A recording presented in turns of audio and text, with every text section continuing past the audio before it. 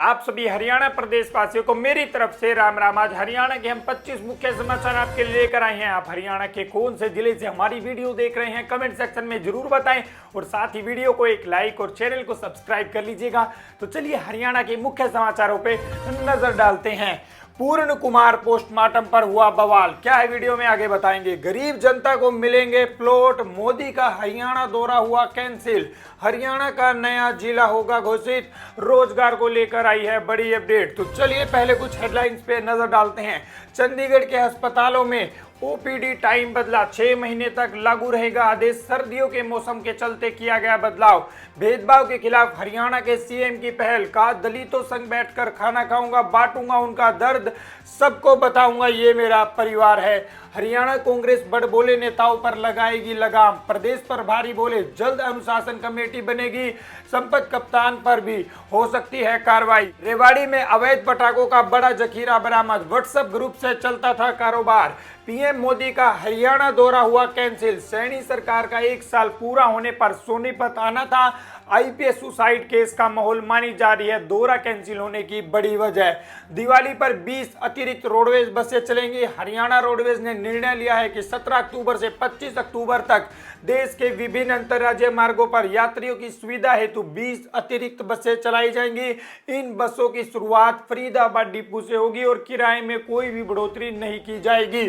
CM Saini का दिल्ली दौरा हुआ रद्द, केंद्रीय राज्य मंत्री बिट्टू का दावा, आज बड़ा फैसला लेगी सरकार। आईएएस की पत्नी डीजीपी को हटाने पर अड़ी हैं। 14 अक्टूबर को हरियाणा में मौसम ठंडा रहेगा, दिन का तापमान लगभग 28 डिग्री सेल्सियस तक पहुंच सकता है, जबकि रात का तापमान 15 डिग्री सेल्सियस के आसपास रहने की संभावना है। इस दिन हल्की बारिश की भी थोड़ी सी संभावना जताई जा रही है। बड़ी खबरों पर नजर डालें तो प्रधानमंत्री आवास योजना 2.0, हरियाणा में घर बनाने का सपना होगा साकार। प्रधानमंत्री आवास योजना के तहत शहरी क्षेत्र में 2.5 लाख रुपए की सब्सिडी मिलेगी।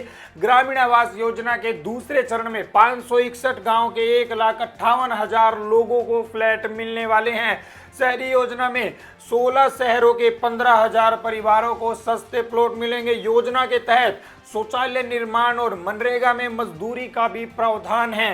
इसके बाद अगली जो खबर है वो है नमो भारत ट्रेन पर बड़ी खुशखबरी। हरियाणा सरकार ने नमो भारत ट्रेन के पहले फेज में दिल्ली से रेवाड़ी के बावल तक रूट को मंजूरी दे दी है। पहले केवल दिल्ली से धारूहेड़ा तक इस ट्रेन के संचालन की अनुमति थी, लेकिन अब बावल तक विस्तार से यात्रियों को इसका लाभ मिलने वाला है। तो ये काफी अच्छी खुशखबरी है। योजना के तहत दिल्ली से गुरुग्राम होते हुए राजस्थान के शाहजहांपुर तक नमो भारत ट्रेन चलाने की योजना बनाई गई है। इसके अगली जो खबर है वो है हरियाणा ग्राम पंचायतों पर बड़ा फैसला। हरियाणा सरकार ने ग्राम पंचायतों के लिए एक महत्वपूर्ण फैसला लिया है। अब पंचायत 100 एकड़ की जगह 250 एकड़ तक सार्वजनिक भूमि का इस्तेमाल कर पाएगी।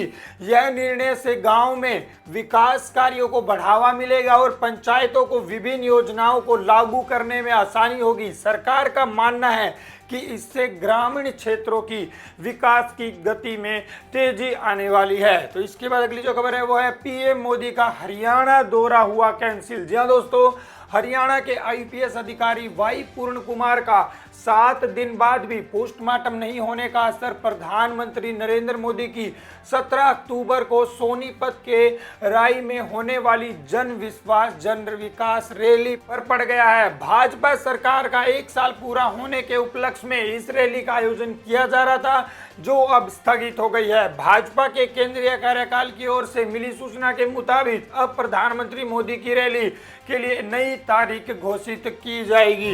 इसके बाद अगली जो खबर है वो है पूर्ण कुमार मामले पर आया है बड़ा अपडेट। आईपीएस आत्महत्या मामले की जांच कई अहम सबूतों के अभाव और प्रक्रिया में रुकावट के चलते आगे नहीं बढ़ पा रही। सूत्रों के अनुसार परिजन ने उस लैपटॉप को पुलिस को देने से इनकार कर दिया जिसमें सुसाइड नोट टाइप किया गया था। इस कारण पुलिस की तफ्तीश फिलहाल अटक गई है। सूत्रों के अनुसार डीजीपी पूर्ण कुमार की मौत की जांच को आगे बढ़ाने के लिए सबसे पहले आधारित पोस्टमार्टम रिपोर्ट की आवश्यकता है। इससे यह स्पष्ट होगा कि मामला आत्महत्या का है या फिर इसके पीछे कोई और बड़ा कारण है। इसके बाद अगली जो खबर है वो है नायब सैनी का दिल्ली दौरा रद्द। जी हाँ दोस्तों, हरियाणा के मुख्यमंत्री नायब सिंह सैनी का निर्धारित दिल्ली दौरा फिलहाल रद्द कर दिया गया है। सीएम सैनी का नूंह जिले में प्रस्तावित कार्यक्रम भी स्थगित कर दिया गया। जानकारी के अनुसार मुख्यमंत्री रांची से चंडीगढ़ के लिए रवाना हो गए हैं। फिलहाल दौरा रद्द करने के कारणों की जानकारी सामने अभी तक नहीं आई है।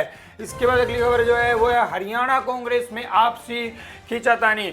हरियाणा कांग्रेस में आपसी खींचातानी रुकने का नाम ही नहीं ले रही। चरखी दादरी में कांग्रेस के नवनियुक्त प्रदेशाध्यक्ष राव नरेंद्र सिंह व सह प्रभारी आईसीसी सचिव जितेंद्र बघेल के सामने ही स्टेज से उतारने को लेकर कांग्रेसियों में काफी तू तड़ाक देखने को मिली। इस घटनाक्रम को लेकर जितेंद्र बघेल ने एक नेता को अनुशासन का पाठ पढ़ाते हुए नजर भी आए हैं। इसके बाद अगली जो खबर है वो है आईपीएस पूर्ण कुमार पोस्टमार्टम पर अपडेट। आईपीएस वाई पूर्ण कुमार की आत्महत्या के 6 दिन बाद भी हरियाणा सरकार उनके परिवार को शव के पोस्टमार्टम के लिए राजी नहीं कर पाई। रविवार को करीब 7 घंटे तक हरियाणा सरकार व चंडीगढ़ पुलिस के अधिकारी आईएएस अमनीत पी कुमार व उनके परिवार के लोगों को मना रहे, लेकिन देर रात तक कोई नतीजा नहीं निकला।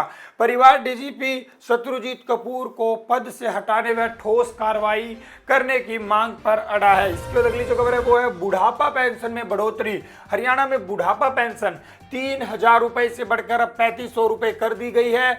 रविवार को चंडीगढ़ में मुख्यमंत्री नायब सिंह सैनी की अध्यक्षता में हुई कैबिनेट मीटिंग में पेंशन बढ़ाने का फैसला लिया गया। यह बढ़ी हुई पेंशन 1 नवंबर यानी कि 15 दिन बाद से लागू हो जाएगी। इससे पहले 1 जनवरी 2024 को पेंशन 2750 से बढ़कर 3000 रुपए कर दी गई थी। इसके बाद अगली जो खबर है वो है हरियाणा में समलात भूमि नियम संशोधन। हरियाणा के मुख्यमंत्री नायब सिंह सैनी की अध्यक्षता में आज मंत्रिमंडल की बैठक आयोजित की गई है, जिसमें ग्राम समलात भूमि नियम 1964 में महत्वपूर्ण संशोधन को मंजूरी दी गई है। बैठक में नियम में संशोधन करते हुए यह प्रावधान किया गया है कि खेती के लिए पट्टे पर दी जाने वाली ग्राम समलात भूमि से 4% भूमि अब बेंचमार्क विकलांगता वाले व्यक्तियों के लिए आरक्षित होगी। इसके बाद अगली जो खबर है वो है नगर पालिका पार्षद रिश्वत केस में फंसा। कैथल जिले की एंटी करप्शन ब्यूरो ने नगर पालिका चीका के वार्ड 14 पार्षद जितेंद्र कुमार के खिलाफ रिश्वत मांगने के गंभीर आरोपों में मामला दर्ज करे उसे गिरफ्तार कर लिया है। पार्षद का आरोप है कि उसने नगर पालिका अध्यक्षा रेखा रानी और उपाध्यक्ष पूजा शर्मा के खिलाफ लाए गए अविश्वास प्रस्ताव में वोट न देने की एवज में खुद और अपने 2 साथी पार्षदों के लिए 50 लाख रुपए की रिश्वत की मांग की थी। यह प्रस्ताव वोटिंग 3 जुलाई को होनी थी। इसके बाद अगली जो खबर है वो है हरियाणा का नया जिला। हरियाणा में नए जिले बनाने की योजना पर काम चल रहा है। 1 नवंबर 2025 को हरियाणा दिवस पर सरकार 23वें जिले की घोषणा की तैयारी में है। सरकार के पास 10 जिलों का प्रस्ताव विचार इसमें असंध, पटौदी, डबवाड़ी, हांसी व गोहाना शामिल है। सूत्रों का कहना है कि सबसे पहले गोहाना, हांसी व डबवाड़ी में से किसी एक को जिला बनाने की घोषणा होगी। बाकी को लेकर जनगणना के बाद फैसला लिया जाएगा सरकार द्वारा। इसके बाद अगली जो खबर है वो है पेड़ काटने पर नया नियम लागू। राष्ट्रीय राजधानी दिल्ली की तर्ज पर अब हरियाणा में कहीं भी पेड़ काटने से पहले वन विभाग से अनुमति लेना अनिवार्य कर दिया गया है। बिना अनुमति पेड़ काटने पर अब वन संरक्षण अधिनियम के तहत कार्रवाई और जुर्माने का प्रावधान होगा। इस कदम का उद्देश्य हरियाली बढ़ाना और पर्यावरण संरक्षण को सशक्त बनाना है। पहले केवल उन इलाकों में अनुमति की आवश्यकता थी जहां पंजाब भूमि संरक्षण अधिनियम की धारा 4 लागू थी। तो दोस्तों ये थे आज के हरियाणा के मुख्य समाचार। वीडियो पसंद आया तो वीडियो को लाइक और चैनल को सब्सक्राइब कर लीजिएगा। मिलते हैं एक और नई वीडियो में, तब तक के लिए सारे ने राम राम।